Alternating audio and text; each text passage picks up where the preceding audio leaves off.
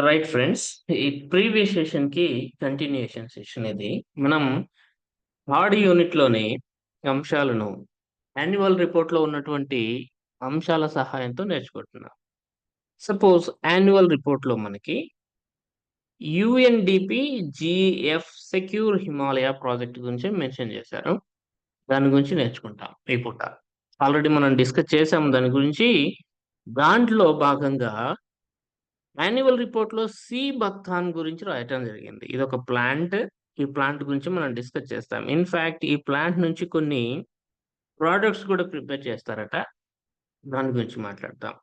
Then మీకు ఇందులోనే annual రిపోర్ట్‌లోనే India's first dark sky reserve in Hanle అని చెప్పి రాసుకొచ్చారు. దాని గురించి మాట్లాడతాం. దెన్ ఒక రామ్‌సర్ సైట్ గురించి రాసుకొచ్చారు. సోకార్ దాని పేరు. దాని గురించి మాట్లాడతాం. అండ్ ఒక విలేజ్‌లో ఈ హిమాలయ సెక్యూర్ ప్రాజెక్ట్ కిందనే animal intrusion detection and repellent system ANIDERS అని చెప్పేసి జంతువులు ఏవైనా చొరబాట్లు చేయకుండా గుర్తించి వాటిని వెనక్కి పంపించే వ్యవస్థను డెవలప్ చేయడం జరిగింది అని చెప్పి రాసుకొచ్చారు. సో ఆల్రెడీ మనం సెక్యూర్ హిమాలయ ప్రాజెక్ట్ గురించి ప్రీవియస్ క్లాస్‌లో నేర్చుకున్నాం. ఈ సెక్యూర్ హిమాలయ ప్రాజెక్ట్‌లో భాగంగా తీసుకుంటున్నటువంటి ముఖ్యమైన చర్యలేంటో ఈ యాన్యువల్ రిపోర్ట్‌లో రాసుకొచ్చారు. అవి ఎగ్జామినేషన్‌కి చాలా ఉపయోగకరం. కాబట్టి వాటిని గురించి మనం ఈరోజు డిస్కస్ చేస్తాం. దెన్ ఇదే యాన్యువల్ రిపోర్ట్‌లో మీకు స్మాల్ క్యాట్ ప్రాజెక్ట్ గురించి డిస్కస్ చేశారు. సో, నేను ఈరోజు ఈ స్మాల్ క్యాట్ ప్రాజెక్ట్ అంటే ఏంటి? ఎస్పెషల్లీ 3 యానిమల్స్ గురించి మీకు ఈరోజు చెప్తాను. ఒకటి కారాకల్, రెండోది ఫిషింగ్ క్యాట్, మూడోది క్లౌడెడ్ లియోపార్డ్. కారాకెల్ అనేదాన్ని మనం ఎగిరే పిల్లి అంటాం. అండ్ ఫిషింగ్ క్యాట్‌ని మనం బావురు పిల్లి అని పిలుస్తాం. క్లౌడెడ్ లియోపార్డ్ అంటే మామూలుగా మేఘావృత లేదా మేఘాల చిరుతపులి అని పిలుస్తాం. దాని గురించి మాట్లాడుతున్నాం. And international clouded leopard day కూడా ఒకటుంది. అది ఆగస్టు 4న ప్రతి సంవత్సరం జరుపుకుంటారు. సో, యాన్యువల్ రిపోర్ట్‌లో ఉండే అంశాలు మనకి చాలా చాలా ఇంపార్టెంట్ ఫ్రెండ్స్. యాన్యువల్ రిపోర్ట్‌ని స్కిప్ చేసుకొని వెళ్ళామనుకోండి, అక్కడి నుంచే క్వెషన్ పడితే మనకి ఇబ్బందవుతుంది. అండ్ ఈరోజు నేను ఈ మోస్ట్ ప్రెస్టీజియస్ ప్రాజెక్ట్ అయినటువంటి project cheetah or cheetah reintroduction program గురించి మాట్లాడతాను. So, this is our historical day. 17థ్ September 2022 is the historical day for India. ఎందుకంటే 1952లో మన దేశంలో చిరుతలు లేదా చీతాలు అనేవి విలుప్తమయ్యాయి. ఎక్స్‌టింక్ట్ అయ్యాయి. వాటిని తిరిగి మన దేశంలో 17థ్ సెప్టెంబర్ 2022న ప్రవేశపెట్టడం జరిగింది. మనం ఒక్కోసారి ఎంత నేర్చుకొని వెళ్ళినా కానీ ప్రాజెక్ట్ చీతా గురించి ఎగ్జామినర్ ఒక్కోసారి ఇలాంటి హిస్టారికల్ ఈవెంట్స్‌ని టార్గెట్ చేయొచ్చు. సో, వీటన్నింటికి సంబంధించి నేను మీకు పీడీఎఫ్ ప్రిపేర్ చేయడం జరిగింది. బోత్ ఇంగ్లీష్ అండ్ తెలుగులో. క్వెషన్ కూడా మీకు ఈరోజు ఉంటుంది. సో, ఈ పీడీఎఫ్స్‌ని పదే పదే చదువుకోండి. ఫ్రీక్వెంట్‌గా స్టూడెంట్స్ కాల్ చేసి, "సార్ ఇది సరిపోతుందా? ఇంకా ఎక్కువగా చదవాలా?" అడుగుతూ ఉంటారు. జనరల్ డౌట్ అందరికి కామన్‌గా వచ్చేదే. But you please remember that ఇంతకంటే మాక్సిమం ఎఫర్ట్ పెట్టడానికి వీల్లేదు. కుదరదు కూడా. ఎందుకంటే మిగతా సబ్జెక్ట్స్ కూడా చదువుకోవాలి మనం. కాబట్టి దీన్ని మాక్సిమం మీరు యుటిలైజ్ చేసుకోండి. నంబర్ ఆఫ్ టైమ్స్ చదువుకోండి. సో, ఏవైతే నేనిప్పుడు యాన్యువల్ రిపోర్ట్‌లో చూయించానో వాటి గురించి నేను డిస్కస్ చేశాను. UNDP GEF secure Himalaya project కింద తీసుకున్న ముఖ్యమైన చర్యలేంటి? ముందుగా సి బక్థాన్ దాని గురించి డిస్కస్ చేస్తాను. ఎందుకంటే యాన్యువల్ రిపోర్ట్‌లో మెన్షన్ చేశారు. ఆల్రెడీ యూపీఎస్‌సి దీని మీద క్వెషన్ కూడా అడిగింది. ఆ క్వెషన్ కూడా ఇక్కడ మీకు పెట్టడం జరిగింది.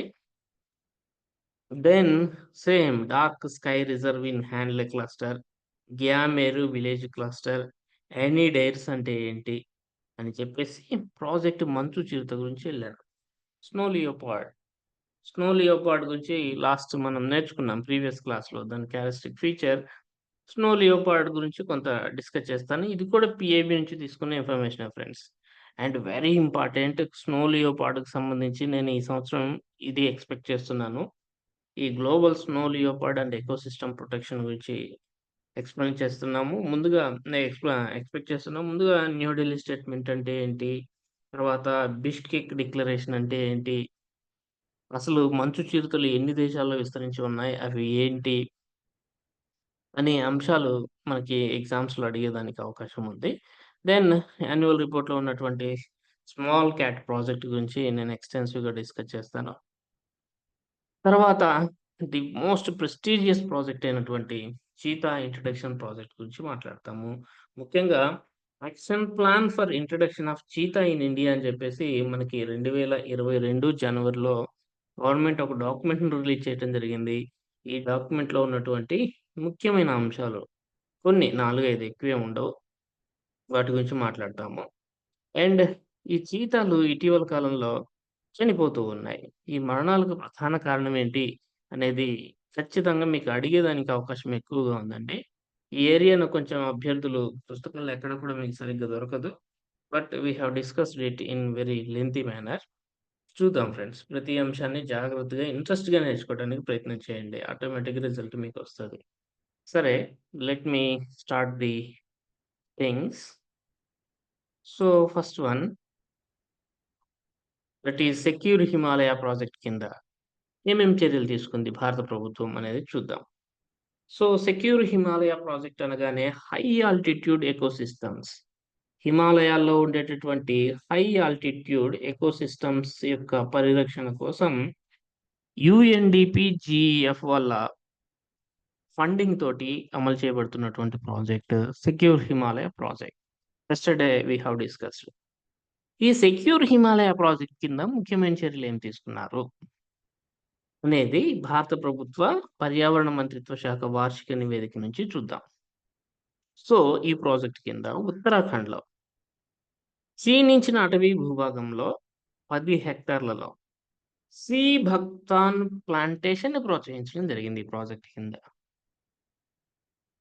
ఈ సి భక్తాన్ ప్రాసెసింగ్ యూనిట్ కూడా ఏర్పాటు దశలో ఉంది. మొత్తం మీద సి భక్తాన్ అనేటటువంటి ప్లాంట్ యొక్క పెంపకాన్ని ప్రోత్సహిస్తున్నారు. సాగును ప్రోత్సహిస్తున్నారు. ఎందుకు? What is the importance of this sea buckthorn అనేది చూద్దాం. సి భక్తాన్నే శాండ్ థార్న్ అని కూడా పిలుస్తారు. షాలో థార్న్ అని పిలుస్తారు. సీ బెర్రీ అని కూడా పిలుస్తారు. ఓకేనా? Sand thorn, shallow thorn and sea berry are the alternate names for the sea buckthorn. Half meter నుంచి 6 మీటర్స్ ఎత్తు వరకు పెరిగేటటువంటి ఒక deciduous shrub, very important term friends. Deciduous shrub అంటే ఆకును రాల్చగలిగేటటువంటి పొద. వృక్షం మాదిరిగా భారీ ఎత్తులో ఉండదు. ఒక పొద మాదిరిగా పెరుగుతుంది. ష్రబ్ అది. ఓకేనా? పిక్చర్‌లో చూస్తున్నారు. ఇది ఇమ్యూనిటీ సిస్టమ్‌ని బూస్ట్ చేసే మెడిసినల్ ప్రాపర్టీస్ కలిగినటువంటి ఒక ప్రసిద్ధ మొక్క. మీరు అప్పుడప్పుడు చూస్తుంటారు. కొంతమంది టాబ్లెట్స్, జ్యూసెస్ తీసుకుంటూ ఉంటారు. Prepared from this sea buckthorn. ఎక్కడ పెరుగుతుంది సార్ ఇది అంటే, హిమాచల్ ప్రదేశ్‌లో ఎక్కువగా పెరుగుతది. అండ్ లడఖ్, ఉత్తరాఖండ్, సిక్కిం అండ్ అరుణాచల్ ప్రదేశ్‌లో తప్ప ఇంకెక్కడా కనిపించదు.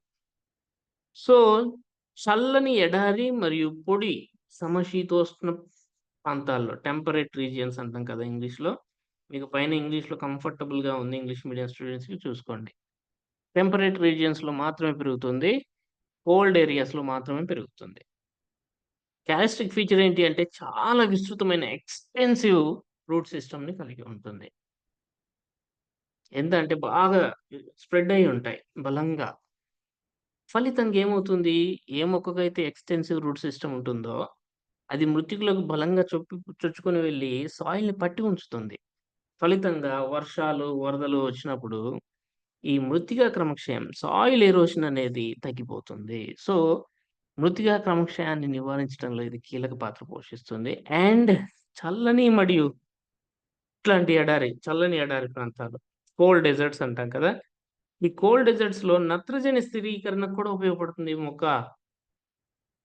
మెడిసినల్ ప్రాపర్టీస్ ఉన్నాయి. సాయిల్ ఎరోషన్‌ని కంట్రోల్ చేస్తుంది. నైట్రోజన్ ఫిక్సేషన్‌కి ఉపయోగపడుతుంది.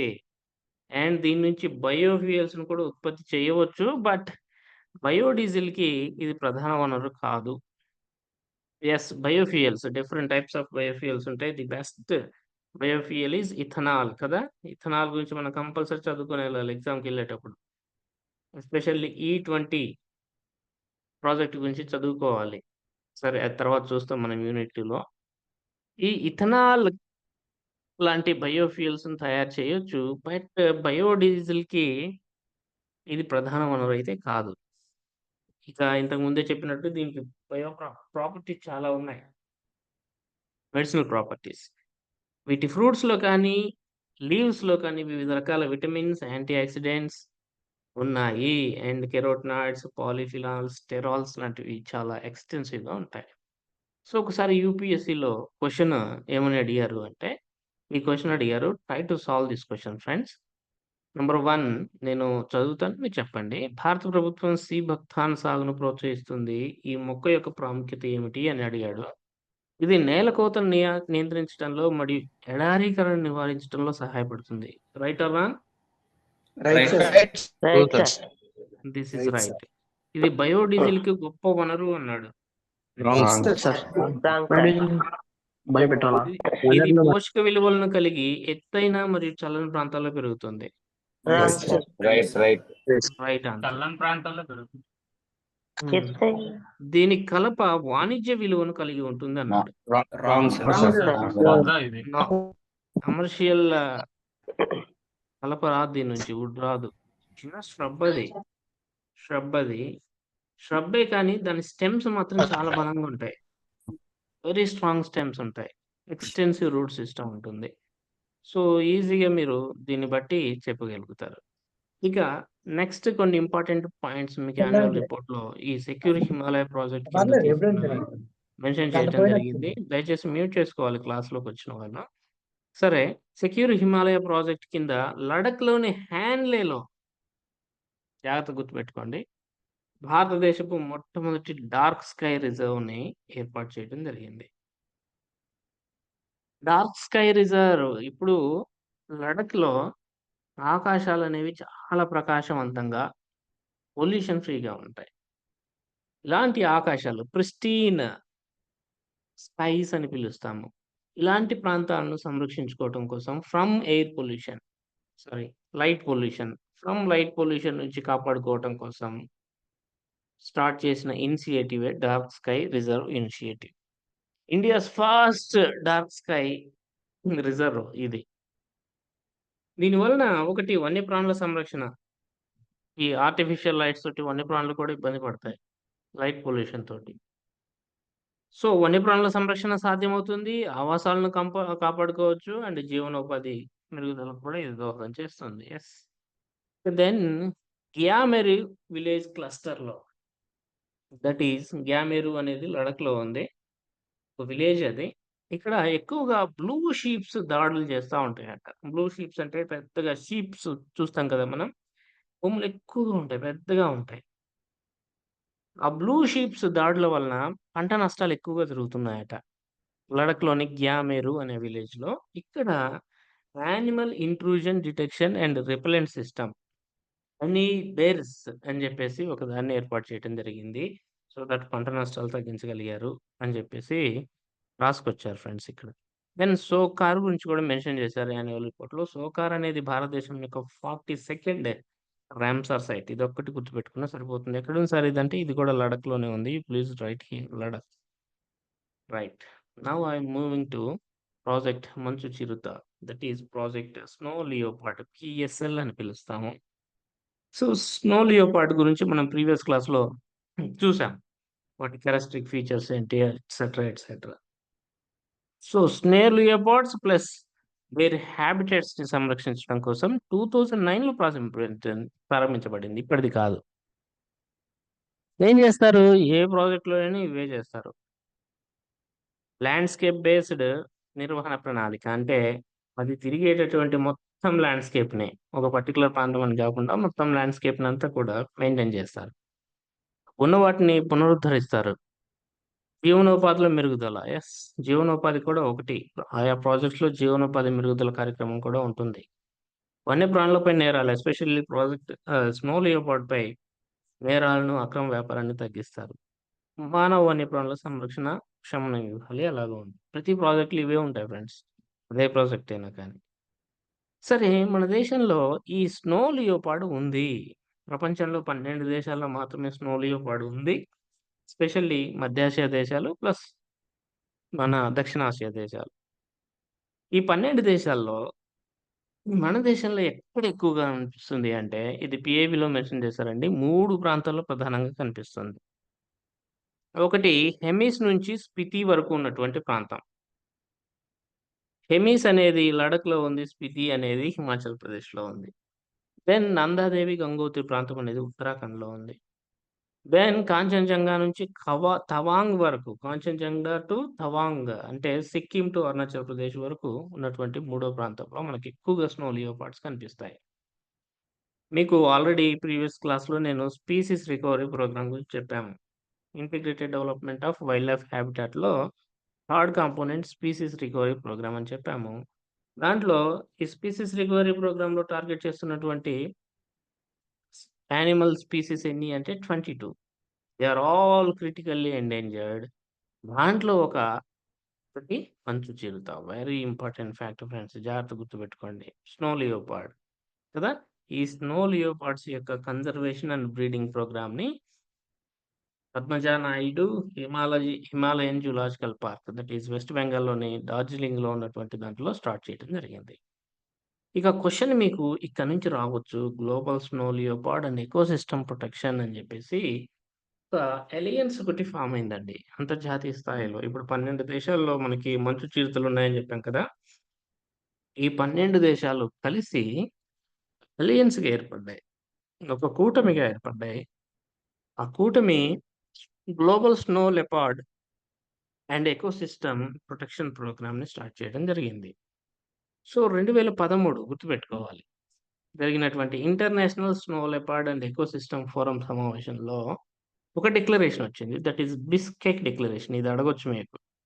బిస్కెక్ డిక్లరేషన్ అనేది దేనికి సంబంధించింది అని అడగొచ్చు. సింపుల్‌గా ఇది మంచు చిరుతకు సంబంధించింది. సో, ఈ బిస్కెక్ డిక్లరేషన్ ద్వారా మనకి ప్రోగ్రామ్ స్టార్ట్ అయింది. ఈ అలయన్స్‌లో మంచు చిరుతలను కలిగిన దేశాలు 12 దేశాలున్నాయి అవన్నీ. ఆ దేశాల ప్రభుత్వాలే కాదు, ప్రభుత్వేతర సంస్థలు, నాన్ గవర్నమెంటల్ ఆర్గనైజేషన్స్ ఉంటాయి. ప్లస్ మల్టీలేటరల్ ఆర్గనైజేషన్స్ ఉంటాయి. ప్లస్ సైంటిస్ట్‌లు ఉంటారు. ప్లస్ లోకల్ కమ్యూనిటీస్ ఉంటారు. మీకు కేవలం ప్రభుత్వ దేశాల కూటమి అంటాడు తప్పవుతుంది. ప్రభుత్వేతర సంస్థలు, మల్టీలాటరల్ ఆర్గనైజేషన్స్, సైంటిస్ట్‌లు, లోకల్ కమ్యూనిటీస్ కూడా ఉంటాయి. ప్రస్తుతం ప్రపంచంలో మంచు చిరుతలను కలిగినటువంటి దేశాల సంఖ్య 12. అవేంటో కూడా మీరు ఖచ్చితంగా గుర్తుపెట్టుకోవాలి. పాకిస్తాన్‌లో ఉంది, ఇండియాలో ఉంది, చైనాలో ఉంది, ఆఫ్ఘనిస్తాన్‌లో ఉన్నాయి, Kazakhstan, Kyrgyzstan, Mongolia, Nepal, Uzbekistan. What excluded? Here no there is no Bangladesh. గుర్తుపెట్టుకోవాలి. లక్ష్యం ఏమిటి? మంచు చిరుతలు ప్లస్ వాటి ఆవరణ వ్యవస్థను రక్షించటం. సరే, ఈ కూటమి యొక్క ఉన్నత స్థాయి నిర్ణయాధికార సంస్థ ఏమిటి? High level decision making body అంటే steering committee. Steering committee. So, Bharat position ఏంటి సార్ ఈ కూటమిలో అంటే 13 నుంచి ఈ కూటమిలో భాగస్వామిగా ఉంది. ఇన్‌ఫాక్ట్ అవర్ సెంట్రల్ గవర్నమెంట్ న్యూఢిల్లీలో అక్టోబర్ 2019లో ఈ జీఎస్ఎల్ఈపీ ప్రోగ్రామ్ యొక్క 4th స్టీరింగ్ కమిటీ సమావేశం. This is the high level decision making body అనుకున్నాం కదా! ఈ 4th స్టీరింగ్ కమిటీ సమావేశం నిర్వహించడం జరిగింది. ఈ సమావేశంలో న్యూఢిల్లీ స్టేట్మెంట్ అనేది రావడం జరిగింది. దీంట్లో మధ్య ఆసియాలో ప్లస్ దక్షిణాసియాలో పర్వత ఆవరణ వ్యవస్థల పరిరక్షణ చేయాలి అనేది నిర్ణయించడం జరిగింది. గుర్తుపెట్టుకోవాలి ఫ్రెండ్స్ ఇవి. ఇక ఈ ప్రాజెక్ట్ మంచు చిరుతకు సంబంధించిన ఇంకో ఇంపార్టెంట్ టర్మ్ హిమల్ సంరక్షక్. హిమల్ సంరక్షక్ అనేది కేంద్ర ప్రభుత్వము మంచు చిరుతల రక్షణ కోసం ప్రారంభించినటువంటి ఒక community voluntary program. Community based volunteer program to protect our snow leopards is known as Himal Sanrakshak. That's enough. ఇక స్మాల్ క్యాట్ ప్రాజెక్ట్ గురించి మాట్లాడతా. ఫ్రెండ్స్, మనకు తెలుసు బిగ్ క్యాట్ అలయన్స్ అనేది వచ్చింది. కంపల్సరీ క్వెషన్ ఉంటుంది మీకు బిగ్ క్యాట్ అలయన్స్ మీద. ఇంతకీ బిగ్ క్యాట్స్ అంటే ఏంటి? బిగ్ క్యాట్స్ 7 అని చెప్పాము ప్రీవియస్ క్లాస్‌లోనే. మళ్ళీ ఒకసారి చెప్తున్నాము. Big cats are 7 in number. అవేంటి? టైగర్ మనకు తెలుసు, లయన్, జాగ్వార్ మనం చూసుంటాం. చాలా తక్కువ చూసుంటారు. సేమ్ మన చీతా లాగానే ఉంటది. చీతా, లెపర్డ్, జాగ్వార్ ఈ 3 కూడా సిమిలర్‌గా ఉంటాయి. ఒకే ఒక డిఫరెన్స్ ఉంటుంది. ఎనీబడీ? ఈ మూడిటికి మధ్య డిఫరెన్స్‌లో చీతాలకు ఉండేటువంటి స్పెషల్ క్యారెక్టర్ ఏంటి? ఎనీబడీ? మెడ Ear సన్నగా ఉంటుంది ఒకటి సార్. మచ్చలు ఎర్రగా ఉంటాయి సార్. ఆ? కళ్ళ దగ్గర గీతలు ఉంటాయి సార్. మచ్చలు సార్. ఫేస్ పై మచ్చలు. చారలు కూడా ఉంటాయి సార్. సైడ్ కి చిన్న ఫేస్ Ear కళ్ళ కింద marks మచ్చలు ఉంటాయి. ఉంటాయి సార్ చారలు. మచ్చలు, చారలు కాదు. మచ్చలు, చారలు స్పెసిఫిక్ క్యారెక్టర్ కాదండి. టియర్ మార్క్స్ ఉంటాయి. Somebody has said tear marks ఉంటాయి. ఫేస్ పైన ఇట్లా ఏడుస్తున్నట్టుగా టియర్ మార్క్స్ ఉంటాయి. మీకు ఇక్కడ ఇదిగోండి ఇక్కడ చూడండి, కళ్ళ వెంట నీళ్ళు వస్తున్నట్టుగా టియర్ మార్క్స్ ఉన్నాయా? ఇది స్పెషల్ క్యారెక్టర్. ఇది చెప్పాలి. సిమిలర్ గానే ఉంటాయి ఆల్మోస్ట్ ఆల్. మచ్చలు కూడా కొంత డిఫరెన్స్ ఉండొచ్చు. But that is not the specific character to differentiate cheetahs from others. Tear marks are the specific characters. Very important అది. మిగతా అంతా ఆల్మోస్ట్ ఆల్ కొంచెం వేరియేషన్స్ తోటి ఈక్వల్ గా ఉంటుంది. బట్ టియర్ మార్క్స్ అనేవి మిగతా వాటిలో ఉండవు. గుర్తుపెట్టుకోవాలి ఇది కూడాను. సరే, ఇక్కడ ఉన్నాం. Yes, tear marks. So tigers, lions, jaguar, leopard, snow leopard, cheetah and puma. Puma అనేది కంప్లీట్ గా లైన్ లాగా ఉంటది కదా. సరే, ఇవి మనకి 7 బిగ్ క్యాట్స్. వీటిలో మనకి జాగ్వార్స్ కనిపించవు ఇండియాలో, ప్లస్ ప్యూమా కూడా కనిపించదు. మనం చీతాను రీసెంట్ గా తెచ్చుకున్నాం కాబట్టి ఇది ఉన్నట్టుగానే ట్రీట్ చేయాలి. సో మొత్తం 7లో 5 మనకు ఉంటాయి. జాగ్వార్స్ అండ్ ప్యూమాస్ మన ఇండియాలో లేవు. సో ఓకే, అవి బిగ్ క్యాట్స్. మరి స్మాల్ క్యాట్స్ అంటే ఏంటి? సేమ్. ఇప్పుడు సపోజ్ ఇక్కడ ఫిషింగ్ క్యాట్ ఉంది. మనం వైల్డ్ క్యాట్ చూస్తాం. అండ్ ఇక్కడ క్యారాకెల్ ఉంది. ఇది ఎగిరే పిల్లి అంటాం దీన్ని. ఇదేమో బావురు పిల్లి. ఇదేమో క్లౌడెడ్ లియోపార్డ్. ఇవి చూడటానికి సైజులో చిన్నవిగా ఉన్నాయి. బట్ అవే జాతిలు. ఇవి కూడా ఫెలిడ్సే. అవి ఫెలిడ్సే. సో సైజులో చిన్నవిగా ఉన్నటువంటి స్మాల్ క్యాట్స్ కూడా ఉంటాయి బిగ్ క్యాట్స్ తో పోలిస్తే. ప్రపంచవ్యాప్తంగా 33 జాతుల స్మాల్ క్యాట్స్ ఉంటాయి అడవుల్లో. ఓకేనా? వీటిలో 11 జాతులు భారతదేశంలో ఉన్నాయి. Famous small cats in India are caracal, ఎగిరే పిల్లి. మీకు ఆ 3 ఇమేజెస్ పెట్టాను కదా. ఈ 3 అండి చాలా ఫేమస్ ఇండియాలో. క్యారాకిల్ వెరీ ఇంపార్టెంట్. ఇది ఎక్కడ ఉంటుందో మీరు గుర్తుపెట్టుకోవాలి. ఏ నేషనల్ పార్క్ లో ఉంటుందో గుర్తుపెట్టుకోవాలి. ఫిషింగ్ క్యాట్, క్లౌడెడ్ లియోపార్డ్, ఈ 3 చాలా ఫేమస్ స్మాల్ క్యాట్స్. మీకు స్మాల్ క్యాట్స్ బిగ్ క్యాట్స్ నుంచి సెపరేట్ చేయమని ఇవ్వచ్చు, క్వశ్చన్ ఇవ్వచ్చు. ఓకేనా? ఈ 3ని గుర్తుపెట్టుకోండి. ఏకంగా ఈ క్లౌడెడ్ లియోపార్డ్ కి ఒక ఇంటర్నేషనల్ డేనే ఉంది. ఆగస్టు 4న ఇంటర్నేషనల్ క్లౌడెడ్ లియోపార్డ్ డేని జరుపుకుంటారు. సరే, స్మాల్ క్యాట్ ప్రాజెక్ట్ అనేది ఒకటి స్టార్ట్ అయింది ఇండియా. వీటికి కూడా ఇంపార్టెన్స్ ఉంది, స్మాల్ క్యాట్స్ కూడా. సో దట్ వాటిని ప్రొటెక్ట్ చేయడం కోసం స్మాల్ క్యాట్ ప్రాజెక్ట్ అనేది గ్లోబల్ ఎన్విరాన్మెంటల్ ఫెసిలిటీ ఫండింగ్ తోటి స్టార్ట్ అయింది. ఓకేనా? ఈ గ్లోబల్ ఎన్విరాన్మెంటల్ ఫెసిలిటీ తోటి సహాయంతో భారత ప్రభుత్వం అమలు చేస్తున్న ఈ స్మాల్ క్యాట్ ప్రాజెక్ట్ లో ఈ క్రింది 3 ప్రదేశాల్లో, please remember this, how many places? 3 landscapes లో 9 చిన్న పిల్లి జాతుల సంరక్షణ కోసం అమలు చేయబడుతుంది. ఇది 9 చిన్న పిల్లి జాతుల సంరక్షణ కోసం. This fact is very important for your examination. Please remember this line. ఏంటి సార్ ఆ 3 ప్లేసెస్ అంటే? ఒకటి అరుణాచల్ ప్రదేశ్ లో Pakke and eagle nest national parks or wildlife sanctuaries ఉన్నాయి, వాటితో కూడినటువంటి landscape. Then Dudhwa landscape in Uttar Pradesh and Rajasthan లోని రణథంబోర్ ల్యాండ్స్కేప్. ఈ 3 ప్రదేశాల్లో 9 స్మాల్ క్యాట్స్ ని సంరక్షించడం కోసం జీఈఎఫ్ సహకారంతో భారత ప్రభుత్వం అమలు చేస్తున్న ప్రాజెక్టే స్మాల్ క్యాట్ ప్రాజెక్ట్.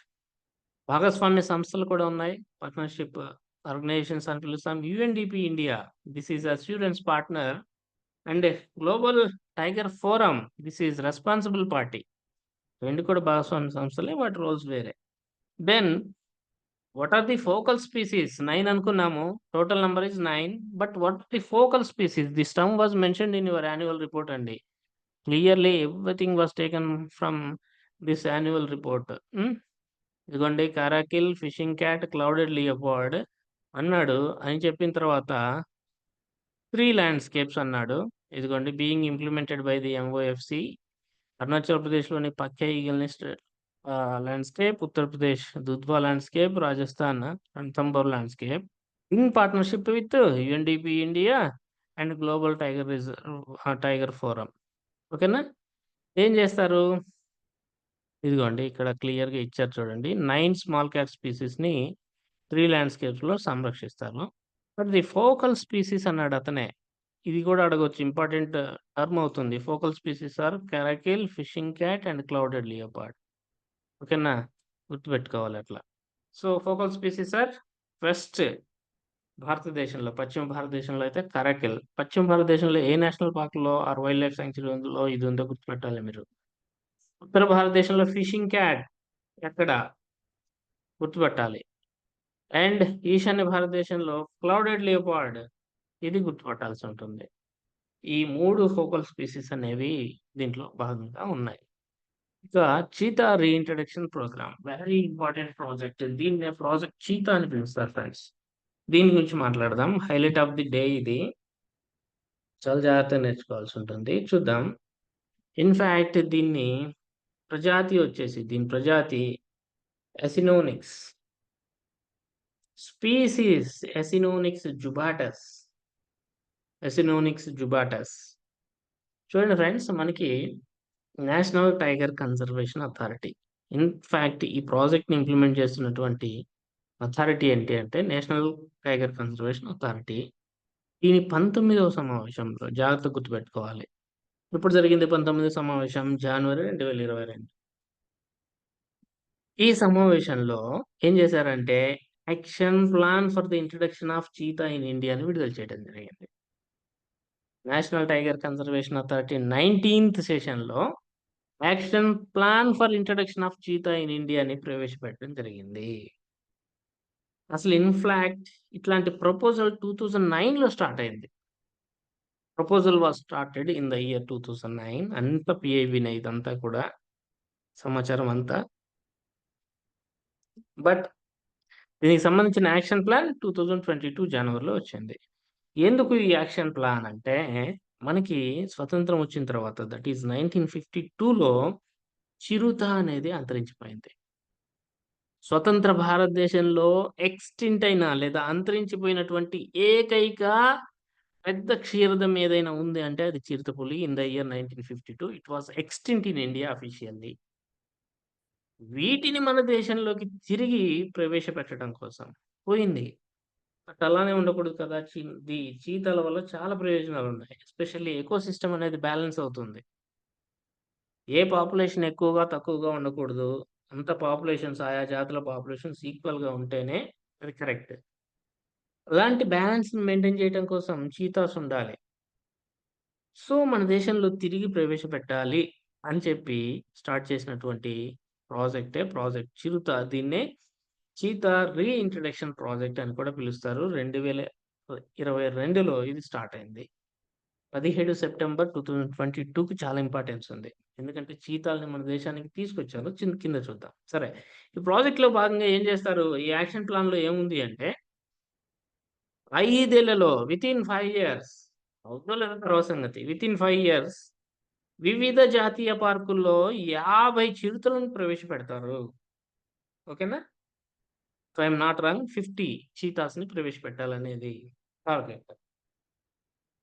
సో, చిరుతలను మన దేశంలో చిరుతలను మన దేశంలో ప్రవేశపెట్టడానికి మధ్యప్రదేశ్‌లోని కునో పాల్పూర్ నేషనల్ పార్క్ అత్యంత అనుకూలమైనదిగా గుర్తించడం జరిగింది ఈ యాక్షన్ ప్లాన్‌లోనే.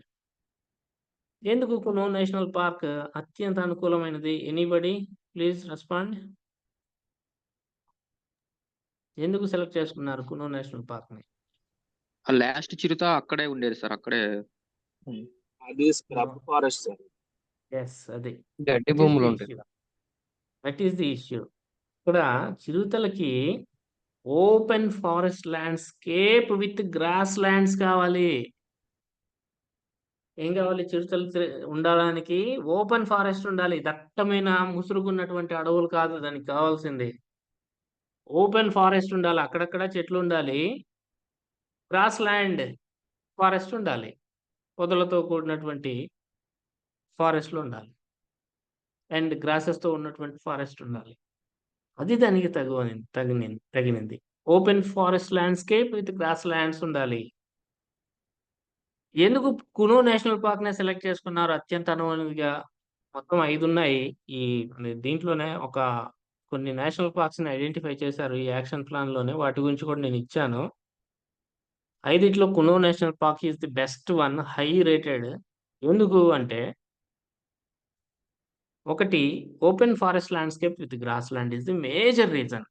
ఎందుకంటే అవి తిరుగుతాయి. ఒక్క దగ్గర ఉండవు. చాలా ఎక్కువ ఏరియా కావాలి దానికి. ఓపెన్ ప్లేస్‌తో కూడినటువంటి ల్యాండ్‌స్కేప్ కావాలి. That is the reason mainly. And Kuno national park 748 square kilometres విస్తీర్ణంలో మానవ నివాసాలు లేకుండా ఉంది. ఇన్ ఫ్యాక్ట్ జాతీయ పార్క్ లోపల నుండి గ్రామాలను పూర్తిగా తొలగించినటువంటి దేశంలోని ఏకైక వన్యప్రాణుల అభయారణ్యం దిస్ కునో నేషనల్ పార్క్. వన్యప్రాణుల ప్రదేశం కునో నేషనల్ పార్క్. ఓకేనా? అండ్ ఆకురాల్చే బహిరంగ అటవీ భూభాగం.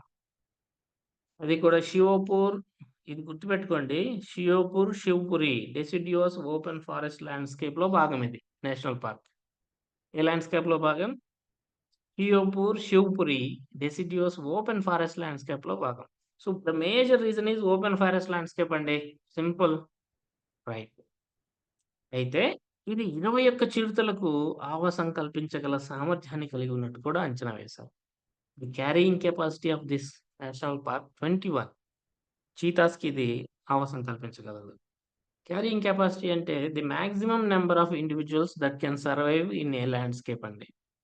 ఏదైనా ఒక ప్రాంతంలో బ్రతకగలిగే గరిష్ట జీవుల సంఖ్యను క్యారీయింగ్ కెపాసిటీ అంటాం. అంతకు మించి ఇంకా సాధ్యం కాదు. ఏదో ఒక రకంగా నష్టం జరుగుతది జీవులకి.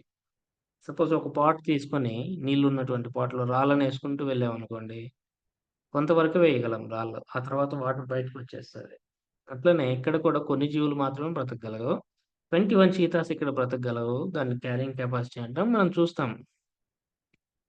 సో, అంతేకాకుండా గతంలో ఇక్కడ టైగర్స్, లయన్స్, లెపార్డ్స్, చీతాస్ మంచి కోఎగ్జిస్టెన్స్ తోటి బ్రతికేవంట.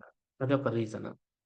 సో, అంతేకాకుండా ఇతర ప్రదేశాలను కూడా ఈ ఈ పర్టిక్యులర్ డాక్యుమెంట్‌లో ఐడెంటిఫై చేయడం జరిగింది. You see here look at tear marks అని పెట్టాను నేను. Tear marks are the specific characteristic feature of cheetahs with reference to jaguars and leopards గుర్తుపెట్టుకోవాలి.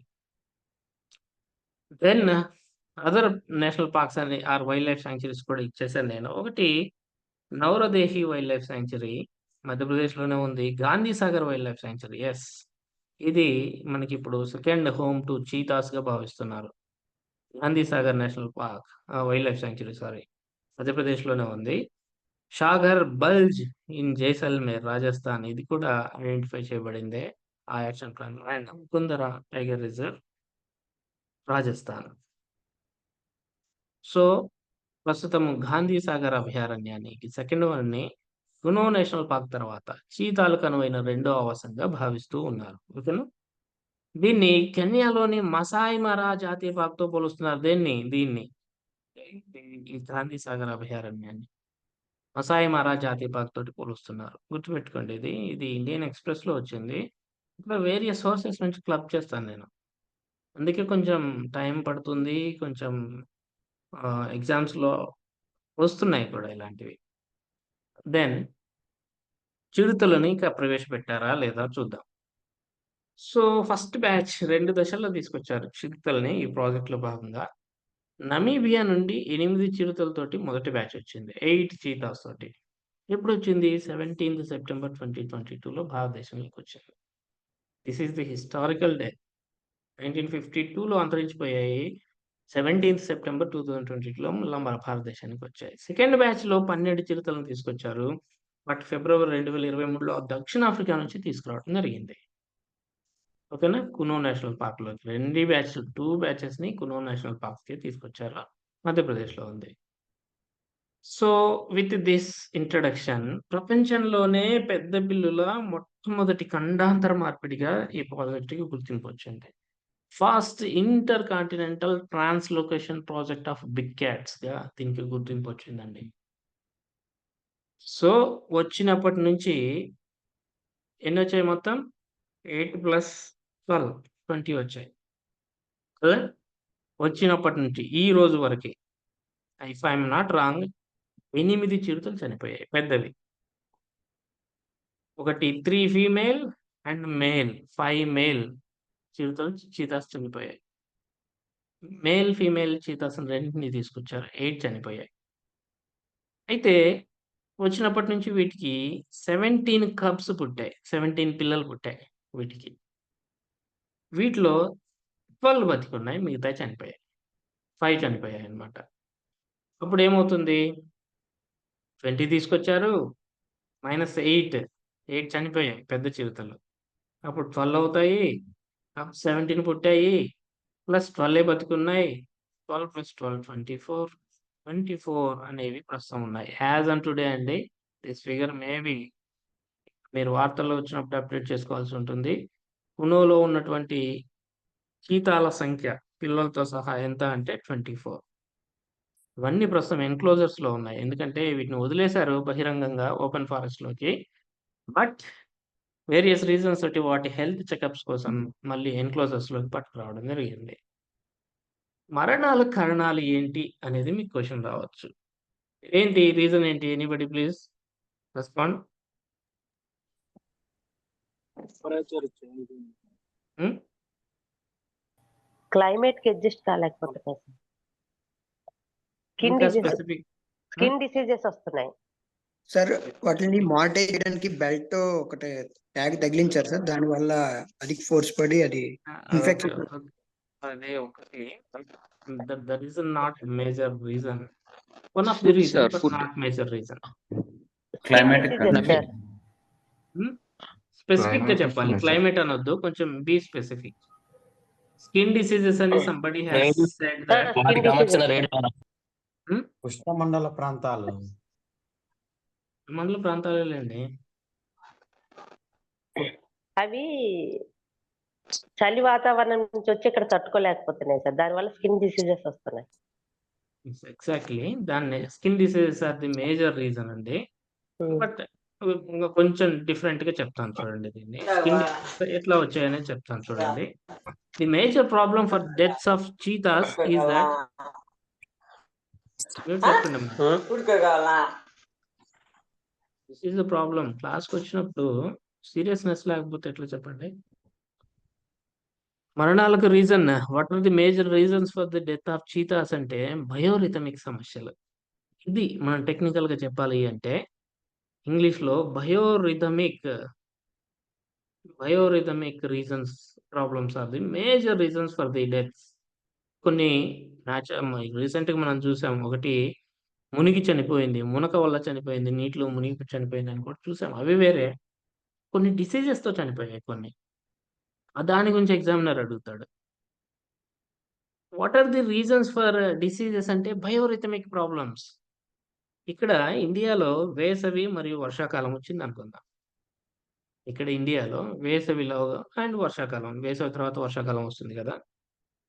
అక్కడ మీకు ఏముంటుంది దక్షిణార్ధగోళంలో, సౌత్ ఆఫ్రికా ఆ రీజియన్స్‌లో శీతాకాలం ఉంటుంది.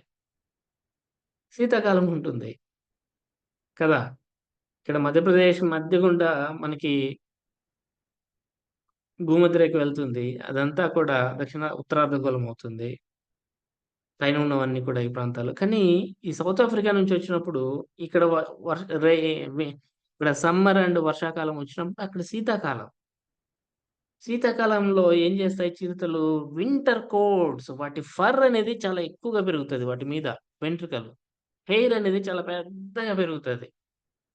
ఇక్కడ సమ్మర్‌లో ఉన్నా కానీ అవి శీతాకాలంగా భావిస్తాయి మన సమ్మర్‌ని. శీతాకాలంగా భావించి వాటి వాటి బయోలాజికల్ క్లాక్ అట్లా అడాప్ట్ అయి ఉంటుంది. వింటర్ కోట్స్ పెద్దగా పెరిగిపోతాయి. స్కిన్ మీద విపరీతమైనటువంటి ఫర్ వచ్చేస్తుంది. వెంట్రుకలు విపరీతంగా పెరిగిపోతాయి. ఇక్కడేమో summer Aaye.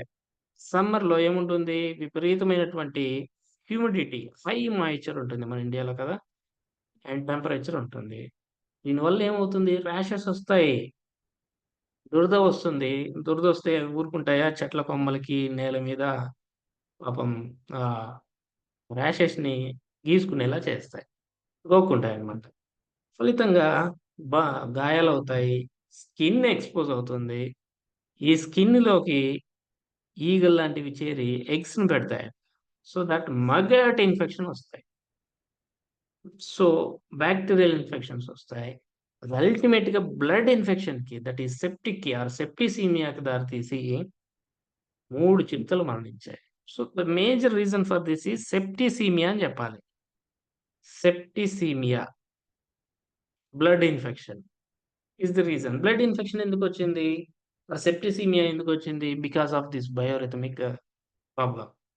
So biorhythmic problem is the major reason for the diseased diseases. జాగ్రత్తగా గుర్తుపెట్టుకోవాలి.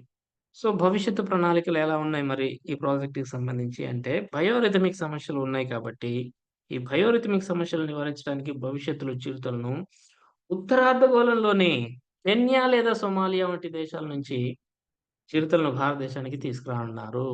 ఓకేనా? కానీ ఇన్‌కమింగ్‌లో కెన్యాలో ఉన్నాయి, సోమాలియాలో కూడా ఉన్నాయి. వాటి నుంచి తీసుకురావాలనుకుంటున్నారు. మ్యాప్‌లో మీరు చూస్తే అవి ఈక్వేటర్‌కి పైన ఉంటాయి. ఈక్వేటర్ భూమధ్యరేఖకు పైన ఉన్న ప్రాంతాలన్నీ ఉత్తరార్ధగోళం కిందకొస్తాయి. అక్కడ సమ్మరు, ఇక్కడే సమ్మరే ఉంటుంది. ఉత్తరార్ధగోళంలో ఉన్న వాతావరణ పరిస్థితులకు, దక్షిణార్ధగోళంలో ఉన్న వాతావరణ పరిస్థితులకు తేడా ఉంటుంది.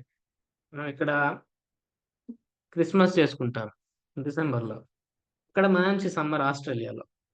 అట్లా కంప్లీట్‌గా డిఫరెంట్ ఉంటుంది. కాబట్టి వీటి బయోలాజికల్ క్లాక్ కూడా ఎఫెక్ట్ కాకుండా ఉంటుంది అని ఆలోచిస్తున్నారు. సో ఇది ఎక్స్‌పెక్ట్ చేయలేదిది. ఇట్లా అవుతుంది బయోరిథమిక్ ప్రాబ్లమ్స్ వస్తాయని ఈవెన్ ఆఫ్రికన్ వైల్డ్ లైఫ్ సైంటిస్ట్‌లు కూడా ఎక్స్‌పెక్ట్ చేయలేకపోయారు. అదొకటి గుర్తుపెట్టుకోవాలి. దెన్ ఇంతకీ ఈ ప్రాజెక్ట్ దేని సహకారంతో అమలు చేయబడుతుంది అంటే ఎన్‌టీసీఏ. ఎన్‌టీసీఏ ఈ ప్రాజెక్ట్‌ని అమలు చేస్తుంది with the help of Madhya Pradesh అటవీ శాఖ and wildlife institute of India. ఓకేనా? So this is our session today. దీన్ని మీరు పదే పదే చదువుకోండి. PDF to the possible extent various sources నుంచి తీసుకొచ్చి ఇస్తున్నాము. అన్నీ అఫీషియల్ సోర్సెసే. ఏ ఒక్కటి కూడా మీకు ఉండదు. కాబట్టి please make utilize of this PDFs. పదే పదే చదువుకోండి. ఆటోమేటిక్‌గా రిజల్ట్ వస్తది. ఎగ్జామ్‌కి సంబంధించి మీరు వదంతులేమి నమ్మొద్దు. అఫీషియల్‌గా అనౌన్స్ అయ్యేదాకా మీరు ఎగ్జామ్స్‌కి సంబంధించి ఏమీ నమ్మొద్దు. ఓకేనా? This is from my side. If you have any doubt, you please respond.